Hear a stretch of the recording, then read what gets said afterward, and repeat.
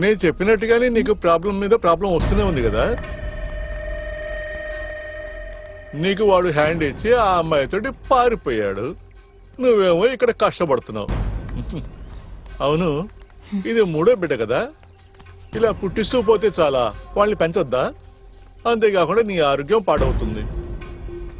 చూడు, నీ మంచికే నేను చెప్తున్నాను, మన మధ్య ఈ గొడవద్దు. నిన్నే వద్దని పారిపోయిన వాడి బిడ్డని నువ్వు మొయ్యాల్సిన అవసరం ఉందా చెప్పు? అంతే కదా.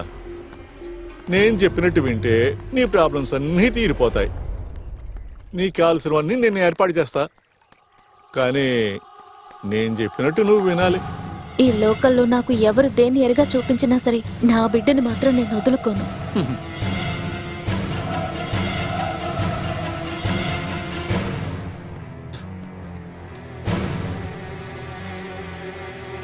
దాసు, ఇది దారికి వచ్చేలా లేదు. ఇక మనం ఏం చేస్తాం?